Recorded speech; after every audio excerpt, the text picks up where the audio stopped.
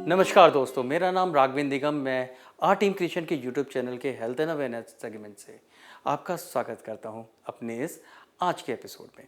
दोस्तों, हमने बहुत बार अलग अलग विषयों पे बात करी है, यहाँ तक कि हम किडनी स्टोन के विषय में भी पहले भी बात कर चुके हैं और आज भी हम एक बार फिर आपसे रूबरू हुए हैं किडनी स्टोन के विषय पे। आज हमारे साथ हमारे एक्सपर्ट हैं डॉक्टर एस.के. पाल, जो कि बहुत जाने माने डॉक्टर हैं और ना ही सिर्फ इनका नाम हमारे देश हिंदुस्तान में है, बल्कि हिंदुस्तान से बाहर भी इनका एक अच्छा खासा नाम रखते हैं। तो चलिए आज हम इनसे कुछ जानकारियाँ हासिल करते हैं किडनी स्टोन के बारे में और जागरूक होते हैं इस समस्या के बारे में। नमस्कार। अमूमन 10% भारतवासी लोगों को ज़िंदगी में कभी न कभी स्टोन बनेगा या बन चुका है। ये बहुत ही कॉमन समस्या है और ज़्यादातर ये देखा गया है कि ये आनुवंशिक या हेरिडिटरी तरीके से होता है। जहाँ परिवार में किसी को स्टोन था, किडनी या यूरिनरी सिस्टम में कोई पथरी थी, तो उनके परिवार में आगे इस पथरी के होने के काफ़ी ज़्यादा चांसेस होते हैं। पथरी कई प्रकार की होती है और धीरे धीरे अपने साइज़ में बढ़ती जाती है। कम पानी पीने वालों में पथरी का साइज़ बड़ी जल्दी के साथ बढ़ता है और वो यूरिन के साथ बहती नहीं, किडनी के एटमॉस्फेयर में ही पड़ी रहती है और साइज़ में बढ़ती जाती है। जैसे जैसे पथरी का साइज़ बढ़ता है, ये कई तरह के लक्षण पैदा करती है।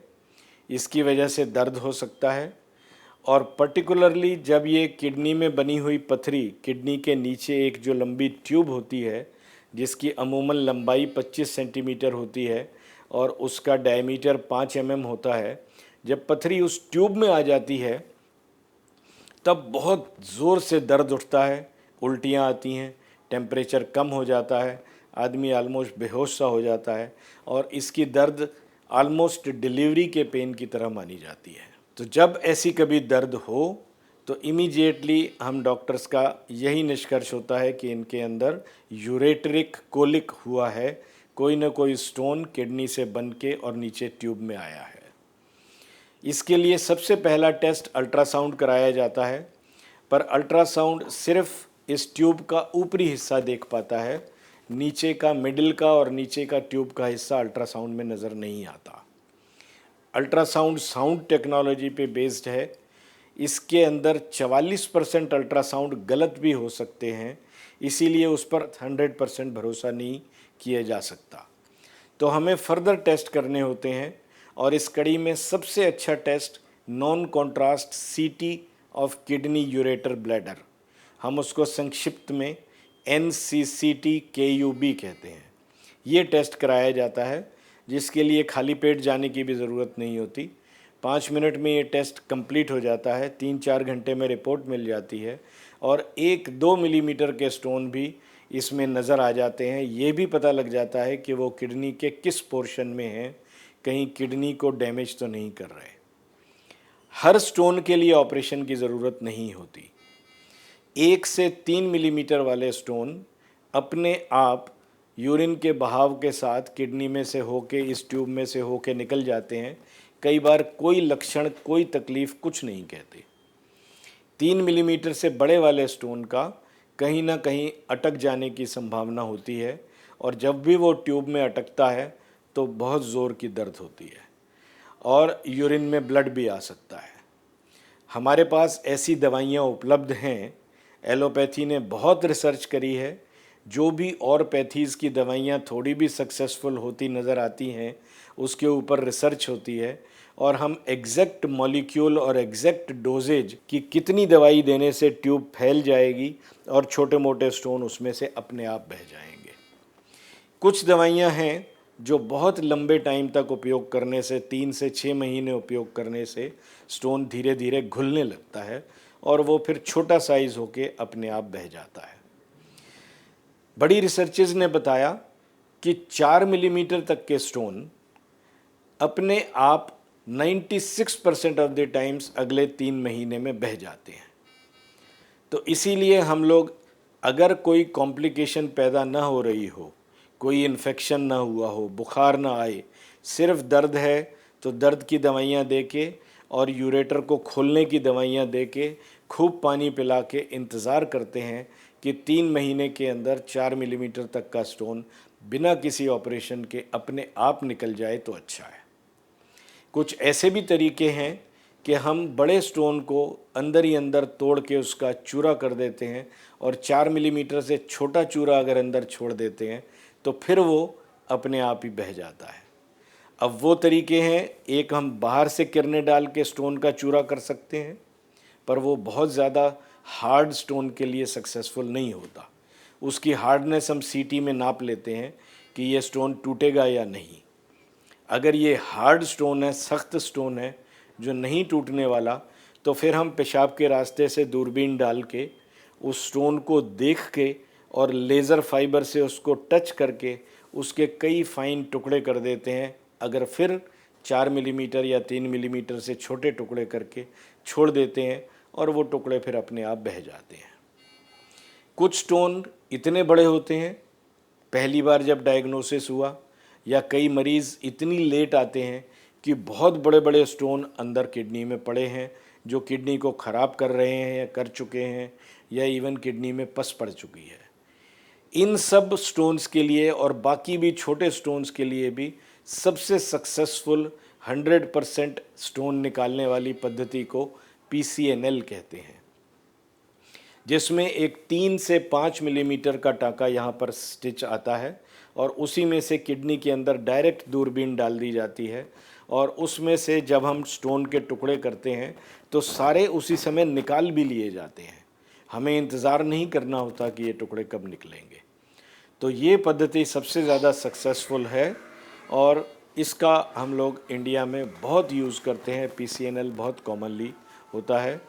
इंडियन सर्जन्स PCNL के मामले में दुनिया में सबसे ज़्यादा फेमस और सबसे ज़्यादा सक्सेसफुल सर्जन है। प्रिवेंशन के लिए पानी खूब पीना चाहिए। जैसा मैंने आपको बताया, हर 20 किलो वज़न के लिए 1 लीटर पानी ज़रूर पीना चाहिए। अगर आपका वज़न 60 किलो है तो 3 लीटर पानी आपने 24 घंटे में ज़रूर पीना है। 24 में से 6 से 8 घंटे आप सोते हैं तो 16 से 18 घंटे के अंदर आपको 3-3.5 लीटर पानी ज़रूर पीना चाहिए। पानी पीने से न सिर्फ किडनी के स्टोन ख़त्म होते हैं, आपकी स्किन अच्छी रहती है, झुर्रियाँ नहीं पड़ती, कॉन्स्टिपेशन नहीं होता, गैस्ट्रोइंटेस्टाइनल सिस्टम अच्छा रहता है, हार्ट और किडनी बिल्कुल नॉर्मल हैं। वो खूब पानी पिएं, उसी से ही सारे स्टोन, छोटे मोटे स्टोन सब बह जाते हैं। साल में एक बार अपना चेकअप कराएं। 1 साल में 3 से 5 mm से बड़ा स्टोन नहीं बनता, जो कि दवाइयों से ही सक्सेसफुली निकाला जा सकता है। पालक और टमाटर में ऐसी कोई चीज़ नहीं पाई गई जिससे कि स्टोन बने। ये अननेसेसरी इसके लिए प्रिकॉशन बताई जाती हैं, पर हम लोग यूरोलॉजिस्ट कभी नहीं रिकमेंड करते कि पालक या टमाटर को छोड़ा जाए। ज़्यादातर डाइटरी रेस्ट्रिक्शन से कोई फ़र्क नहीं पड़ता, पर हाँ, जो लोग बहुत ज़्यादा स्टोन बनाते हैं उन्हें थोड़ा सा कम सोडियम, मतलब कम नमक वाली डाइट, कम प्रोटीन और नॉर्मल कैल्शियम लेना चाहिए। कैल्शियम खाने से स्टोन नहीं बनते। बहुत सी महिलाओं को कैल्शियम की गोलियां एडवाइस की जाती हैं ओस्टियोपोरोसिस के लिए। वो स्टोन के डर से कृपया कैल्शियम खाना बंद न कर दें। कैल्शियम खाने से जो ऑक्जेलेट है उसके साथ जुड़ के और वो कैल्शियम ऑक्जेलेट हमारी आंतों से टट्टी के रास्ते निकल जाता है और किडनी स्टोन नहीं बनते। जो लोग कैल्शियम खाना बंद कर देते हैं, बिल्कुल ही रेस्ट्रिक्ट कर देते हैं, उनके अंदर ऑक्जेलेट एब्जॉर्ब हो जाता है, कैल्शियम अवेलेबल नहीं होता गट में, और वो बड़े हार्ड स्टोन बनाते हैं जो और मुश्किल पैदा करते हैं। तो नॉर्मल अमाउंट में कैल्शियम, कम नमक और कम प्रोटीन वाली डाइट और 3 से 4 लीटर पानी अगर आपका वज़न 3 किलो या 4 किलो का है। ये नेसेसरी प्रिकॉशंस हैं जिससे आप स्टोन का बनना रोक सकते हैं। सर, लोगों को ज़्यादातर ये जागरूकता नहीं होती कि उन्हें किस डॉक्टर को अप्रोच करना चाहिए। ज़्यादातर लोग जो हैं फिजिशियंस के पास जाते हैं या किसी आम BMS वगैरह के पास जाके अपना ट्रीटमेंट कराते हैं जब उन्हें पेन की स्टार्टिंग होती है। तो ऐसे में आप क्या सजेस्ट करते हैं कि उन्हें किस डॉक्टर के पास अप्रोच करना चाहिए? ये तो हमें सबको जानकारी होनी चाहिए कि जिस सिस्टम की बीमारी है हमें उस डॉक्टर के पास जाना चाहिए। अगर किसी को किडनी स्टोन का पेन है तो डेफिनेटली 100% यूरोलॉजिस्ट के पास जाना चाहिए। अगर हार्ट की बीमारी है तो कार्डियोलॉजिस्ट के पास जाना चाहिए। अगर दिमाग की बीमारी है तो न्यूरोलॉजिस्ट के पास जाना चाहिए। हाँ, कई लोग नेफ्रोलॉजिस्ट के, सब लोग नहीं समझते कि नेफ्रोलॉजिस्ट और यूरोलॉजिस्ट में क्या फ़र्क है। उन दोनों को किडनी का डॉक्टर कहा जाता है। हम लोग यूरोलॉजिस्ट किडनी के सर्जन होते हैं। पथरी का इलाज हम ही लोगों की फील्ड में होता है। किडनी के कैंसर का इलाज हम ही लोगों की फील्ड में यूरोलॉजी में आता है। लेकिन अगर किडनी कुछ ऐसी बीमारियों से ग्रस्त है जिनको दवाइयों से ठीक करना है या डायलिसिस से चलाना है तो उन्हें नेफ्रोलॉजिस्ट के पास जाना होता है। तो जिस तरह से कार्डियोलॉजिस्ट और कार्डियक सर्जन में फ़र्क है, कार्डियोलॉजिस्ट हार्ट अटैक का इलाज दवाइयों से करते हैं, कार्डियक सर्जन हार्ट अटैक का इलाज ऑपरेशन से करते हैं। तो सिमिलरली हम लोगों में भी फ़र्क है। और इसी तरह किडनी स्टोन यूरोलॉजिस्ट की फील्ड है, स्टोन के लिए आपको यूरोलॉजिस्ट से मिलना चाहिए। और सालाना चेकअप, फैमिली का ध्यान रखें, खूब पानी पिएं और स्टोन से डरे नहीं। बड़े अच्छे इलाज उपलब्ध हैं। छोटे छोटे 3 मिलीमीटर के कट में से बड़े स्टोन निकाले जा सकते हैं। बड़ा आसान हो गया है इलाज, इसीलिए डर के और किडनी खराब करके ना आए।